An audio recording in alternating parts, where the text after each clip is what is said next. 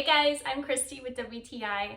My kids have a massive stuffed animal collection. This right here, it's not even close to half. It's gotten to the point where I don't know where to put these things anymore. Well, I just found the most brilliant solution. This right here is a bean bag that you put your stuffed animals in. Isn't that brilliant? It's by Creative QT and I absolutely love it.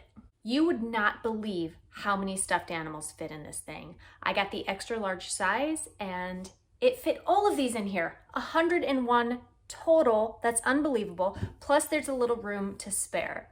There's a wide zipper, so it makes it really easy to fit all your stuffed animals in, even for my kids. But the ingenuity of this is so cool because it gives you a place to hide and store your stuffed animals and then a purpose of functionality. The kids can sit on this while they're watching TV or having their tech time or reading, it doesn't matter. Plus it's washable.